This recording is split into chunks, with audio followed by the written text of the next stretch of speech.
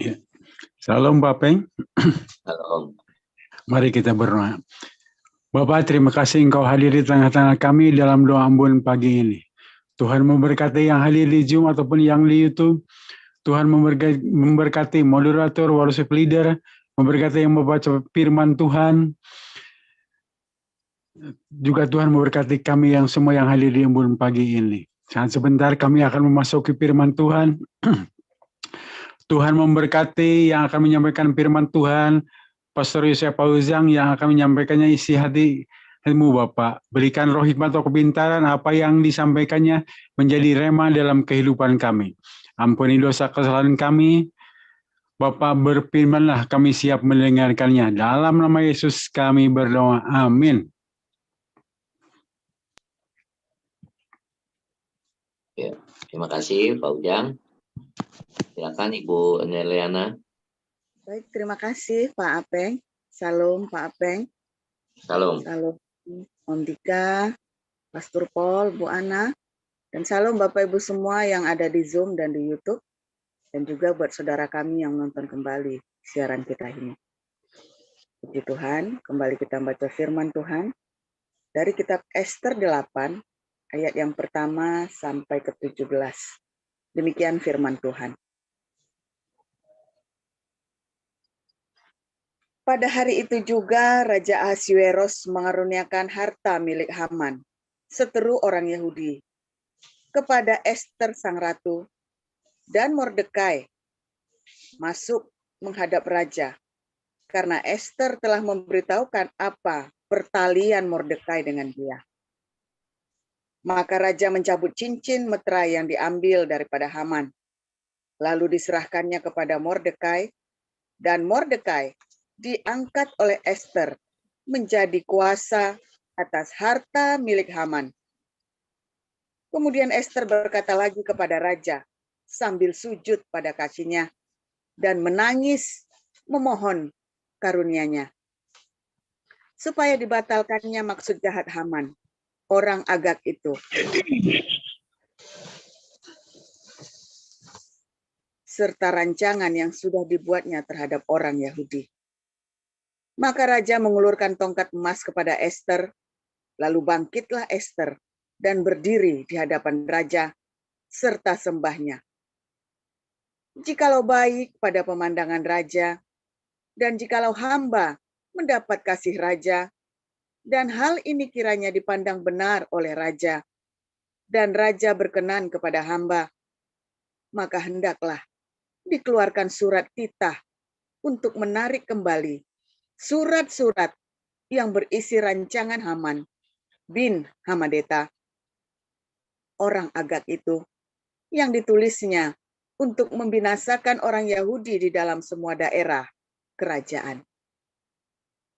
Karena bagaimana hamba dapat melihat malapetaka yang menimpa bangsa hamba, dan bagaimana hamba dapat melihat kebinasaan sanak saudara hamba?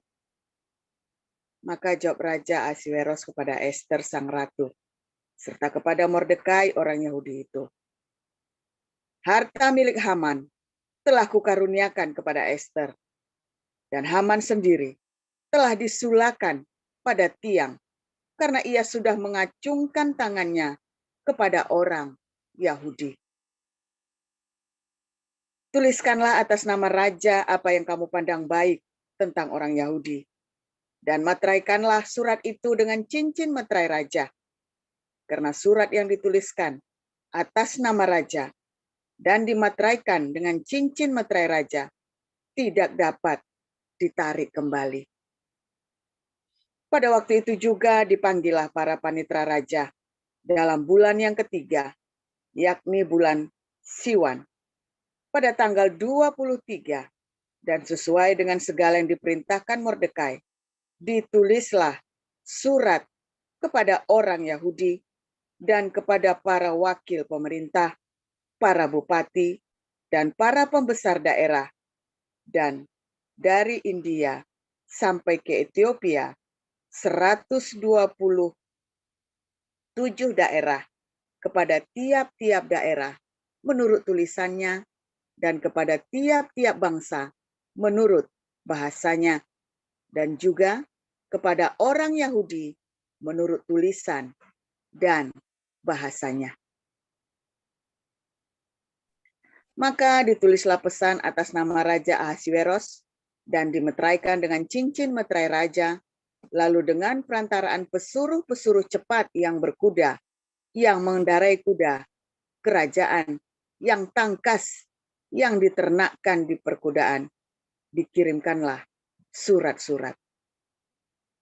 Yang isinya, Raja mengizinkan orang Yahudi di tiap-tiap kota untuk berkumpul dan mempertahankan nyawanya, serta memunahkan, membunuh, atau membinasakan segala tentara, bahkan anak-anak dan perempuan-perempuan dari bangsa dan daerah yang hendak menyerang mereka, dan untuk merampas harta miliknya. Pada hari yang sama di segala daerah Raja Ahasiweros, pada tanggal 13 bulan yang ke-12, yakni bulan Adar. Salinan pesan tertulis itu harus diundangkan di tiap-tiap daerah, lalu diumumkan kepada segala bangsa, dan orang Yahudi harus bersiap-siap untuk hari itu akan melakukan pembalasan kepada musuhnya. Maka dengan terburu-buru dan tergesa-gesa, berangkatlah pesuruh-pesuruh cepat yang mengendarai kuda kerajaan yang tangkas itu atas titah raja, dan undang-undang itu dikeluarkan di dalam benteng Susan. Dan Mordekai keluar dari hadapan raja dengan memakai pakaian kerajaan daripada kain ungu tua dan kain lenan, dengan memakai tajuk emas yang mengagumkan, serta jubah daripada kain lenan halus dan kain ungu muda. Maka kota Susan pun bertempik soraklah dan bersukaria. Orang Yahudi telah beroleh kelapangan hati dan sukacita, kegirangan dan kehormatan. Demikian juga di tiap-tiap daerah dan di tiap-tiap kota, di tempat manapun titah dan undang-undang raja telah sampai. Ada sukacita dan kegirangan di antara orang Yahudi, dan perjamuan serta hari gembira. Dan lagi, banyak dari antara rakyat negeri itu masuk Yahudi, karena mereka ditimpa ketakutan kepada orang Yahudi. Demikian. Ya, silakan Bu Sarma lanjutkan. Baik, saya akan bacakan kebenaran firman Tuhan dari Kisah Para Rasul 9 ayat 1 sampai 8. 18. Sampai Ayat 1 sampai 18. 18. Oke. Beginilah firman Tuhan. Sementara itu berkobar-kobar hati Saulus untuk mengancam dan membunuh murid-murid Tuhan. Ia menghadap imam besar dan meminta surat kuasa daripadanya untuk dibawa kepada majelis Yahudi di Damsyik, supaya jika ia menemukan laki-laki atau perempuan yang mengikuti jalan Tuhan, ia menangkap mereka dan membawa mereka ke Yerusalem. Dalam perjalanan ke Damsyik, ketika ia sudah dekat kota itu, tiba-tiba cahaya memancar dari langit mengelilingi dia. Ia rebah ke tanah, dan kedengaranlah olehnya suatu suara yang berkata kepadanya, "Saulus, Saulus, mengapakah engkau menganiaya aku?" Jawab Saulus, "Siapakah engkau?" "Tuhan," katanya, "akulah Yesus yang kau aniaya itu. Tetapi bangunlah dan pergilah ke dalam kota. Di sana akan dikatakan kepadamu apa yang harus kau perbuat." Maka termangu-mangulah teman-temannya seperjalanan, karena mereka memang mendengar suara itu, tetapi tidak melihat seorang juga pun. Saulus bangun dan berdiri, lalu membuka matanya, tetapi ia tidak dapat melihat apa-apa. Mereka harus menuntun dia masuk ke Damsyik. 3 hari lamanya ia tidak dapat melihat, dan 3 hari lamanya ia tidak makan dan minum. Di Damsyik ada seorang murid Tuhan bernama Ananias. Firman Tuhan kepadanya dalam suatu penglihatan. "Ananias," jawabnya. "Ini aku, Tuhan." Firman Tuhan, "Mari, pergilah ke jalan yang bernama Jalan Lurus, dan carilah di rumah Yudas seorang dari Tarsus yang bernama Saulus. Ia sekarang berdoa, dan dalam suatu penglihatan ia melihat bahwa seorang yang bernama Ananias masuk ke dalam dan menumpangkan tangannya ke atasnya, supaya ia dapat melihat lagi." Jawab Ananias, "Tuhan, dari banyak orang telah kudengar tentang orang itu, betapa banyaknya kejahatan yang dilakukannya terhadap orang-orang kudus-Mu di Yerusalem. Dan ia datang kemari dengan kuasa penuh dari imam-imam kepala untuk menangkap semua orang yang memanggil nama-Mu. Tetapi firman Tuhan kepadanya, pergilah, sebab orang ini adalah alat pilihan bagiku untuk memberitakan namaku kepada bangsa-bangsa lain, serta raja-raja dan orang-orang Israel. Aku sendiri akan menunjukkan kepadanya betapa banyak penderitaan yang harus ia tanggung oleh karena namaku." Lalu pergilah Ananias ke situ dan masuk ke rumah itu.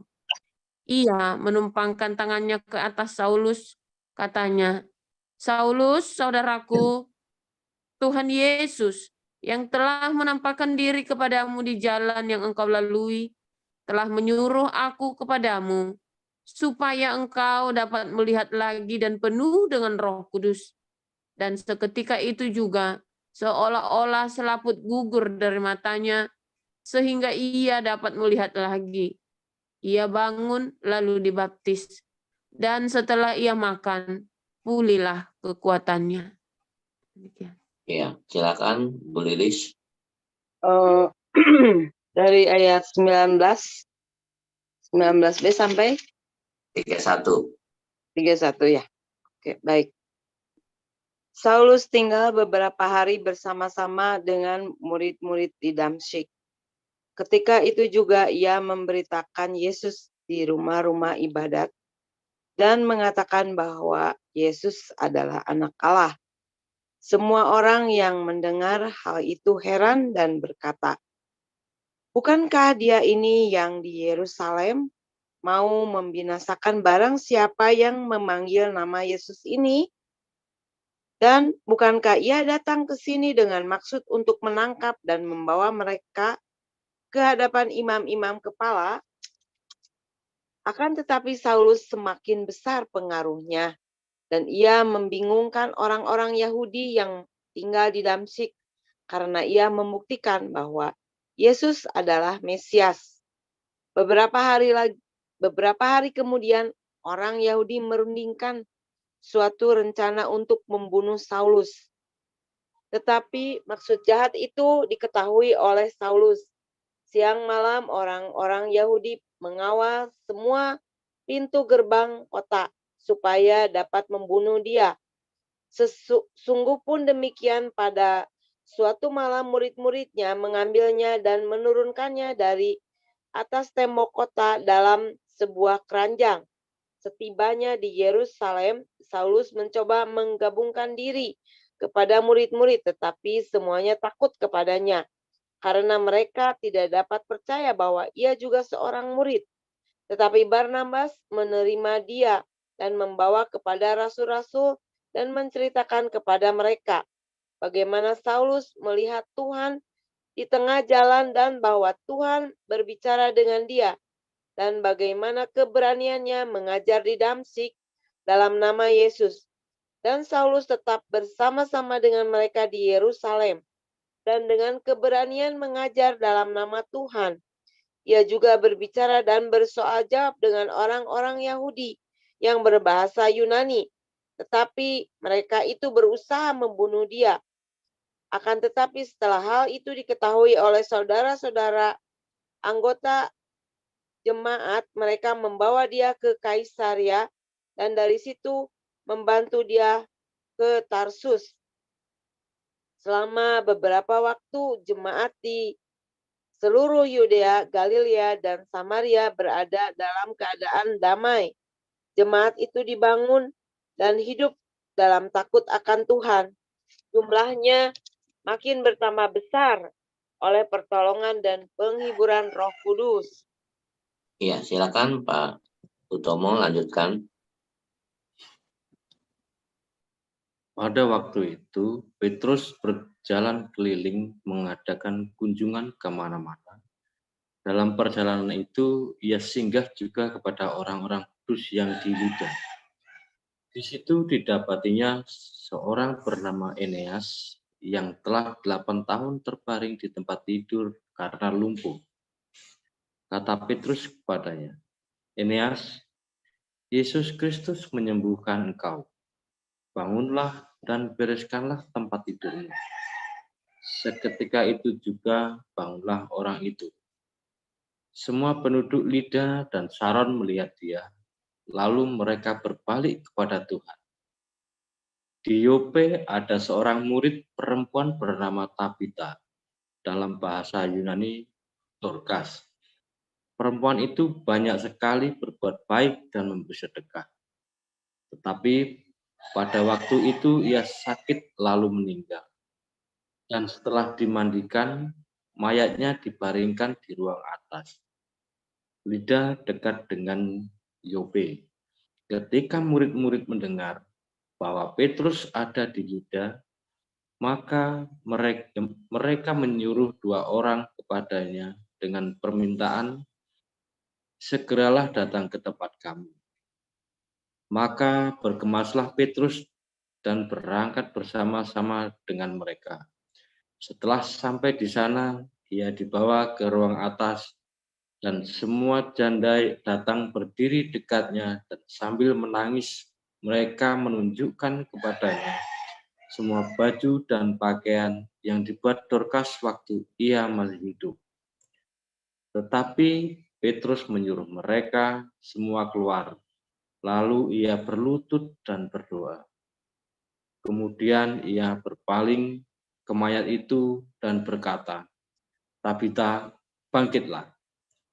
Lalu Tabita membuka matanya dan ketika melihat Petrus, ia bangun lalu duduk. Petrus memegang tangannya dan membantu dia berdiri. Kemudian ia memanggil orang-orang kudus beserta janda-janda, lalu menunjukkan kepada mereka bahwa perempuan itu hidup. Peristiwa itu tersiar di seluruh Yope dan banyak orang menjadi percaya kepada Tuhan. Kemudian daripada itu Petrus tinggal beberapa hari di Yope di rumah seorang yang bernama Simon, seorang penyamak kulit. Demikian. Iya, terima kasih untuk para rektor, Ibu Neliana, Bu Sarma, Bu Lilis, dan Pak Utomo. Kita akan mendengarkan renungan firman Tuhan pagi hari ini dengan judul Skenario Tuhan. Silakan Pak Surpaul. Haleluya, luar biasa. Saudara, firman Tuhan akan selalu baru bagi setiap orang yang menanti-nantikan Tuhan dengan sungguh-sungguh, saudara ya. Saudara, berapa hari ya saya banyak orang curhat sama saya, saudara, bagaimana hidupnya dipulihkan ketika mereka mendengarkan firman Tuhan. Kok persis seperti saya ya, yang Pak Paul ngomong. Ya, ini pastor kok ngomong seperti saya. Ya pasti, saudara ya. Bukan saya ngomong seperti Anda, tapi Anda respon dengan firman Tuhan, sehingga firman itu nyata dalam hidupmu, saudara. Bukan saya yang hidupnya seperti Anda, bukan. Karena Anda datang ke tempat ini, ya kita bersama-sama mendengar firman Tuhan, Anda meresponinya dengan positif. Anda meresponinya dengan benar. Sehingga Anda mendapatkan rema. Kok seperti saya ya? Nah, itu yang namanya rema, saudara ya. Nah, saudara, tentu saja setiap orang mendapat rema sendiri-sendiri, saudara ya. Dan itulah sebabnya firman Tuhan itu ya yang diberitakan sekarang adalah bagi Anda dan bagi saya, bukan bagi mereka, tapi bagi Anda dan bagi saya. Karena itulah kita hari ini mendengar, bukan mereka yang dengar. Jadi jadikanlah firman Tuhan ini adalah menjadi perkataan Tuhan buat kita, bukan buat mereka. Ya, makanya Anda dengar hari ini. Penting, saudara ya. Kalau mereka yang dengar, ya itu buat mereka. Kalau Anda yang dengar, berarti ini buat Anda. Jangan dilempar ke orang lain lagi. Anda dulu harus menikmati, harus menjalani. Saudara, di dalam kehidupan kita tentu semua mengalami proses, ya saudara ya. Ada prosedur, baik itu dari kecil, ya, mengalami proses kronologis, ada lahir, bayi, ya kan, balita, kemudian ada masuk akil balik, lalu teenager ya, dan masa-masa dewasa. Itu namanya proses, saudara ya. Tetapi yang namanya proses juga penantian, sebuah proses. Anda sekolah, ya kan, harus sekolah. Habis sekolah tiap pagi harus bangun.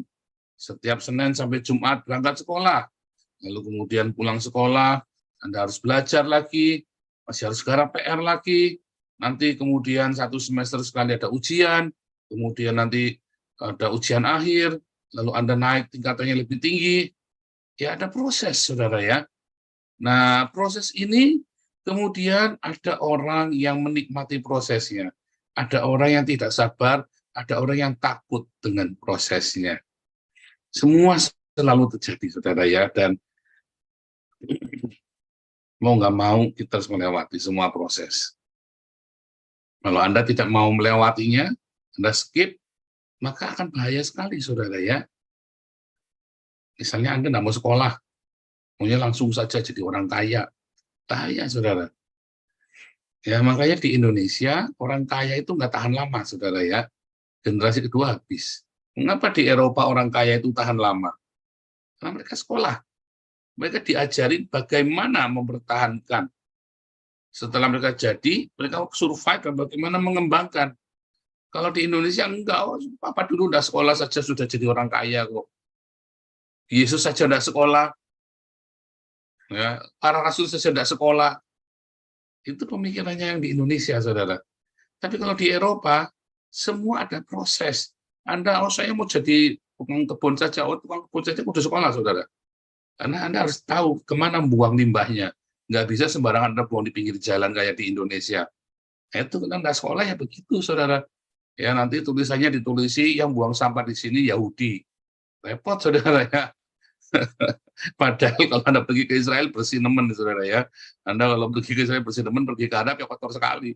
Ya Anda pergi ke daerah-daerah Islam yang kotor sekali. Tapi ngomongnya yang buang sampah di sini hanya Yahudi. Repot, saudara. Sekolah. Di sini mau jadi tukang kebun sekolah. Gimana beli pupuknya di mana? Ya apa yang boleh, apa yang tidak boleh. Nggak boleh sembarangan semprotin baygon, semprotin pestisida. Sang ngamuk tetangganya laporin polisi nanti, saudara ya. Jadi tukang kebun ada sekolah, buang sampahnya di mana, buang limbahnya di mana. Ya, apa yang boleh Anda mau gali tanaman, mau nanam apa, jangan nanam pohon beringin, saudara. Diamuk sama tetanggamu. Nanam bambu Cina, saudara, di halaman. Tanggamu sang ngamuk lapor polisi nanti, saudara ya. Apa yang boleh, apa yang nggak boleh itu dia cari. Anda mau jadi apa? Tukang sampah. Oh, tukang sampah sekolah juga, saudara. Tukang sampah aja sekolah. Kalau nggak Anda bagaimana mengoperasikan mobilnya gede banget, mobil sampahnya masuk jalannya kecil banget, saudara ya. Lalu dia masih tongnya itu diangkat diuncalkan begitu ya. Pakai mesin itu bukan pakai tangan, saudara. Mestinya ngangkat diuncalkan juga, ditaruh bisa urut aja bisa begitu rapi. Kalau Anda nggak sekolah ya pada pecah semua itu tongnya, saudara. Mau jadi apa, saudara? Udah sekolah, Anda sekolah, Anda nggak boleh, saudara, di sini. Dendanya banyak, mau jadi tukang masak, sekolah. Anak bilang kemarin, kalau saya nggak bisa jadi guru, saya mau jadi tukang masak saja. Tetap sekolah. Harus sekolah lagi, saudara, tetap sekolah. Kalau nanti buang kotorannya di mana? Nanti, ya kan, alat yang boleh dipakai, apa bahan pengawetnya, apa segala macam. Wah, serem, saudara. Yang boleh, nggak boleh, semua harus sekolah di sini. Ya, Mau jadi pengusaha harus sekolah, jadi pengusaha harus sekolah. Kayak saya ini harus ikut training maskapai, saudara. Saya ikut itu ini ya, apa namanya, maskapai itu yang namanya ya, karena harus tahu yang hal-hal yang umum, pajak bayarnya di mana, cara ngitung pajak bagaimana, dan seterusnya. Pajak mobil, pajak ini, pajak itu. Semua harus sekolah di sini, saudara ya. Apa juga kudu sekolah. Anda tidak sekolah, mumet Anda, saudara, nanti. Nabrak sana, nabrak sini. Padahal ada sekolahnya, gratis lagi. Harus sekolah. Nah, itulah sebuah proses yang harus dilewati. Ya. Sekolah adalah sebuah proses. Nah, kalau Anda lihat kemarin ya, ada konflik Haman itu kan, yang mau membasmi orang Yahudi. Wah, takut, saudara ya. Anda bayangin ya, saya dikejar-kejar orang-orang Islam dulu. Apakah saya terus kabur-kaburan? Enggak, saudara. Takut enggak? Enggak takut. Tapi kalau Anda ya mungkin takut, saudara. Kenapa? Karena Anda kan enggak tahu. Ya, orang nanya dulu ya, si siapa itu ya. Pak, enggak takut sama sekali? Siapa ya dulu ya? Balkis ya, yang TV1 ya. Enggak takut sama sekali? Enggak tuh, biasa aja. Rasanya gimana, heboh? Enggak, biasa saja. Beneran biasa saja, saudara. Wah, semua orang pada nasihatin itu. Saya mah tenang-tenang saja, saudara. Orang pada panik gitu ya. Wah, saya mah tenang-tenang saja, saudara. Nggak ada apa-apa. Nah, saya pergi ke Den Haag ya, masuk di rumah makan apa itu namanya Vatke. Wah, orang pada minta foto semua. Ya tenang-tenang saja. Orang-orang pada nasihatin nanti kamu dibunuh lah ini. Oh, nggak apa-apa. Nah, mengapa, saudara? Nah, mengapa ada ketenangan seperti itu? Karena saya tahu ada skenario Tuhan. Dari mana taunya skenario Tuhan? Dari pengalaman. Nah, saudara, seringkali ketika Anda masuk di dalam pencobaan, di dalam penderitaan, di dalam proses, Anda lari. Ya, saya dulu waktu kecil umur kelas 3 SD, saya ingat sekali itu kelas 3 SD ya, mau disuntik imunisasi, saya lari, saudara. Tapi setelah itu saya nyesel, itu suntik apa ya dulu ya? Aduh, sampai ya saya terlewat satu imunisasi, suntik apa ya? Coba, saudara. Banyak sekali. Nah, ini sekarang suntik corona, orang pada lari kan, pada nggak mau kan, alasannya inilah, itulah, segala macam. Saya mah suntik-suntik saja, saudara ya, sampai booster. Suntik booster, saudara. Sehingga saya kalau pergi ke luar negeri, kemana segala macam, nggak rese, nggak ribet, saudara. Waktu itu ya, pergi kemana, mau makan di restoran, mau masuk ke tempat tertutup, saya tenang-tenang saja. Ada satu proses yang memang harus dihadapi, harus dilewati. Anda masuk ke dalam proses takut. Berapa banyak kita takut sama proses? Takut, kenapa? Lulus nggak ya? Selesai apa nggak ya? Masih lulus, ya jangan takut. Kalau nggak lulus bagaimana? Ulang lagi, nggak apa-apa. Nah itu Pak, nah itu dia. Karena kamu maunya langsung lompat, ini langsung beres. Apalagi di Indonesia. Udahlah, nggak apa-apa lah, nyokok aja, yang penting lulus. Ya kan, beli aja rapotnya. Semua beli. SIM aja beli kan? SIM aja beli. Anda nggak menikmati itu prosesnya. Kita di sini SIM harus dari les dulu, belajar beneran, ujian beneran. Habis 3.000 euro, saudara ya. 50 juta itu. Makanya orang sini hati-hati, nggak kayak orang Indonesia sudah serubuk. Gampang SIM-nya beli, saudara ya. Nanti kalau dicabut ya beli lagi, cari ganti-ganti KTP. Orang punya SIM sampai 3 ya, saya bingung punya KTP sampai 3, SIM-nya sampai 3. Nah, karena murah, belinya cuma 500.000. Di sini 30 juta, saudara. 50 juta. Nah, itulah ya, saudara ya. Semua itu ada dalam skenario. Anda mau berhasil sebagai apa? Sebagai dokter. Ada skenario-nya. Proses itu adalah sebuah skenario, saudara. Ya, skenario. Ada urutannya. Proses itu sebuah skenario, ya. Tergantung. Kalau prosesnya itu ada proses yang selalu insiden, accident, ya bongkar, saudara. Mengapa hidupmu selalu accident? Ya kan? Waduh, selalu kebetulan pakai kecelakaan terus, wah selalu ya salahmu sendiri. Ya, karena kamu tidak berjalan bersama Tuhan. Kalau Anda berjalan bersama Tuhan, maka proses itu adalah sebuah skenario positif, skenario dari cerita his story yang indah. Tapi kalau hidupmu itu selalu accident, ya, kenapa bisa accident, saudara? Kenapa orang hidup bisa accident? Karena dia keburu nafsu, kan?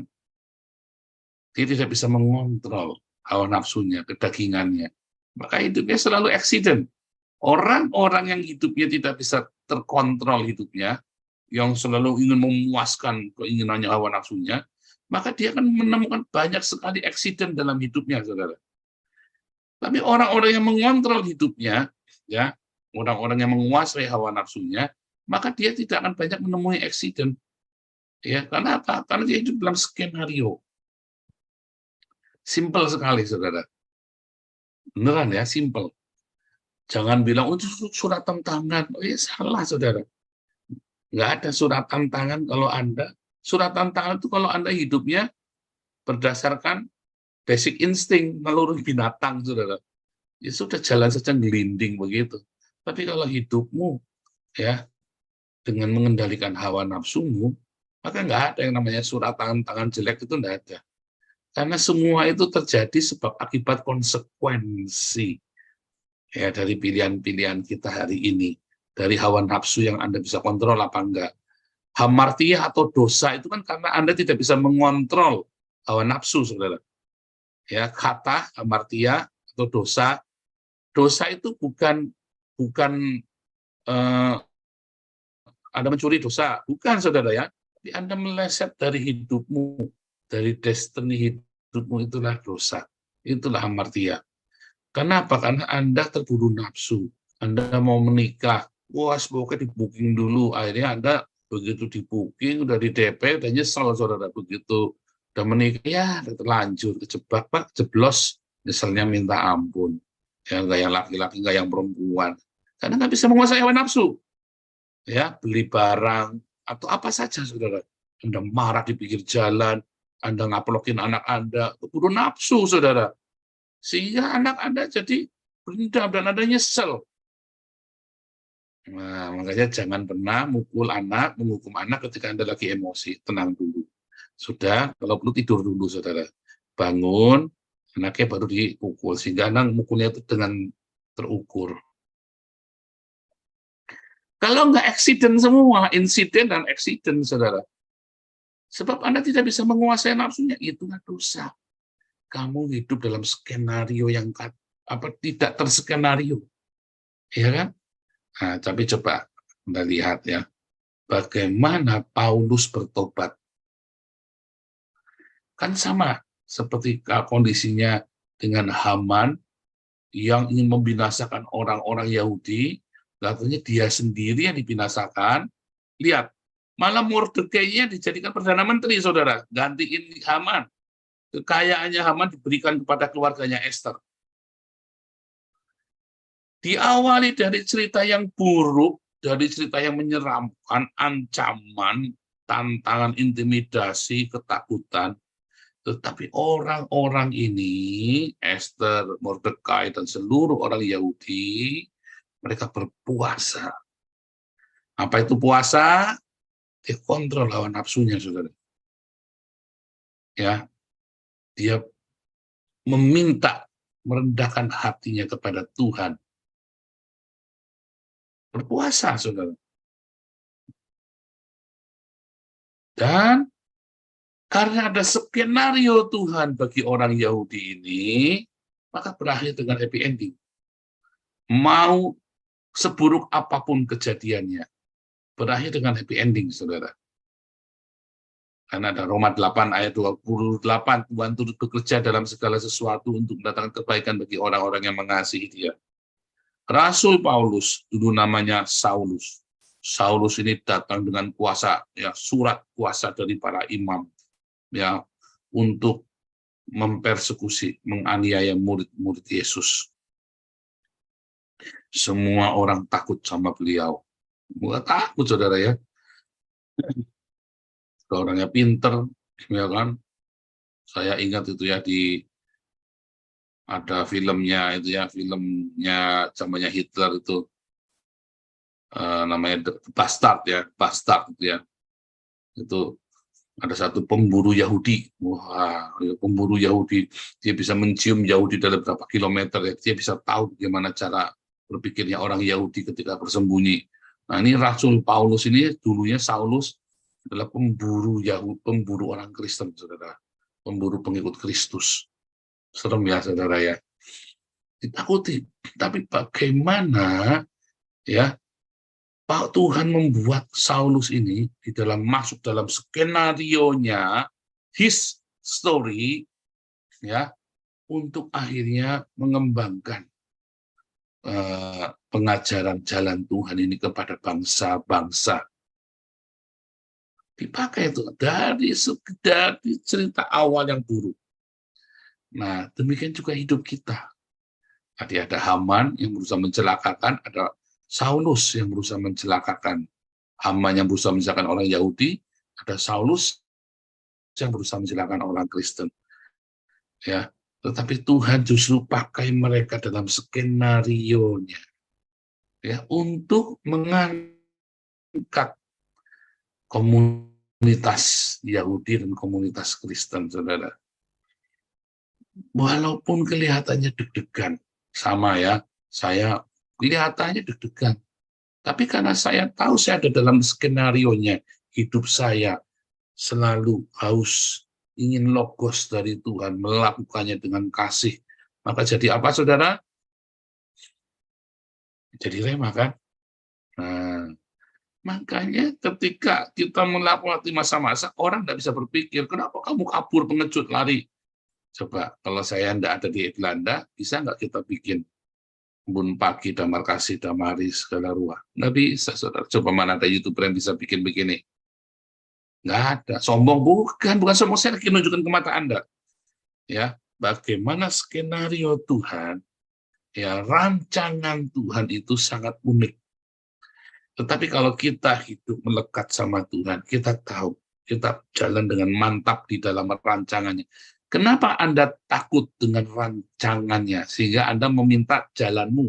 Padahal berdoa jadilah kehendakmu, tapi enggak. Anda takut kalau jadi kehendak Tuhan, nanti istrimu tidak sempurna. Suamimu tidak sempurna yang sesuai Anda inginkan, kan? Wah, saya berapa kali kalau konseling orang, kamu percaya kehendak Tuhan sempurna? Percaya. Kalau terjadi sampai apa gini, ya jangan toh Pak, maunya begini. Nah, itu dia. Coba Anda kalau berdoa jadilah kehendakmu, Anda yakin nggak bahwa skenario Tuhan itu baik? Enggak. Itu yang namanya Anda nggak percaya.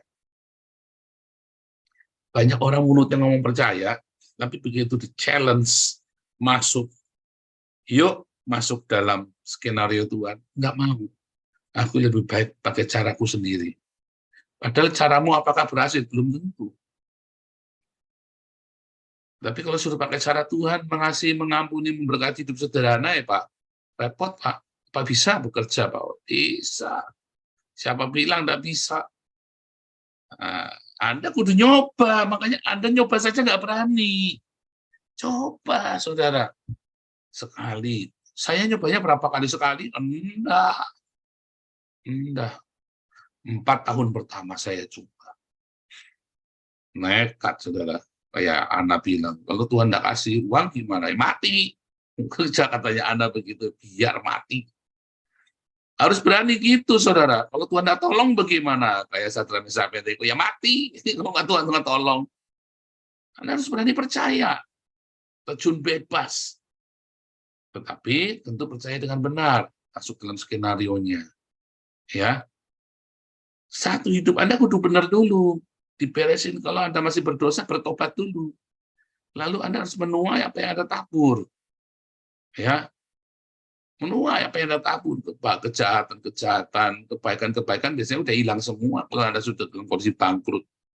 Tetapi Anda menuai yang Anda tabur. Makanya dalam kondisi bangkrut, dalam kondisi terpuruk pun, tetaplah berdiakonia, saudara. Supaya ada kabar sukacita di tengah-tengah kabar buruk.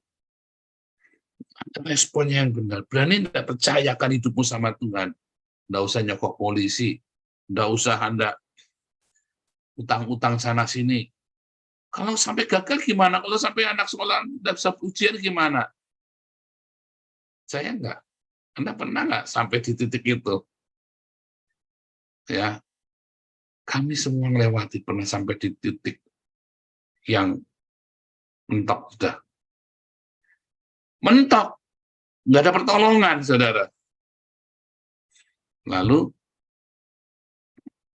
gimana? Kelihatannya gagal, kan? Saya mau berangkat ke Belanda. Wah, kelihatannya gagal, saudara. Mau ke Eropa ya. Duitnya nggak ada, malah diuber-uber, nggak pegang duit. Jalanin dulu, saudara. Berani nggak Anda melangkah dengan iman? Ya kan kalau nggak pegang duit serupiah, aku ya udah berani tuh, Pak. Nah itu. Anda kan kudu melangkah. Terus berjalan di atas air. Berani nggak melangkah? Melangkah dulu. Begitu Anda melangkah, berjalan sekali, 2 kali, 10 kali, lama-lama Anda katam, saudara. Dan ketika Anda masuk dalam skenario Tuhan, mantap, just Anda tahu itu skenario Tuhan. Sekali saja Anda tidak pernah, kok takut, kenapa saya kan harus berhikmat, Pak, hikmat gundulmu peang. Bukan, Anda cari-cari alasan untuk tidak percaya. Makanya orang yang ngomong percaya itu harus berbuah. Percaya itu harus ditunjukkan dalam perbuatanmu. Nggak sembarangan. Masuklah dalam skenario-nya, turuti skenario-nya. Ini ada sutradara sudah bikin skenario, Anda malah improve sendiri-sendiri. Akhirnya filmnya jadi aneh, saudara. Ya kan? Jadi termehek-mehek bahwa bagian 1, bagian 2, 3, 4, 5, 6, sampai 15 tahun nggak kelar-kelar filmnya, saudara. Skenario jadi ngalar-ngalar, skenario itu jadi ngalar-ngalar gara-gara Anda improvisasi sendiri, nggak taat sama Tuhan, muter-muter di padang gurun, itu kan skenariomu sendiri, kan? Muter-muter di padang gurun, kan? Siapa suruh? Coba Anda nurut sama skenario Tuhan. Semua kelihatannya serem, roller coaster, saudara. Wah, ngeri, saudara, kayak deg-degan. Kalau sudah 5-10 kali nggak deg-degan lagi. Begitu Anda ngeliat gitu, oke Tuhan, aku harus bagaimana? Gini, oke, Chat. Firman Tuhan bilang, berkati. Firman Tuhan bilang, ampuni. Firman Tuhan bilang, diam. Masuklah dalam skenario Tuhan. Ya, maka akan terjadi hari pembalikan keadaan bagi hidupmu, saudara. Ya, Tuhan Yesus memberkati.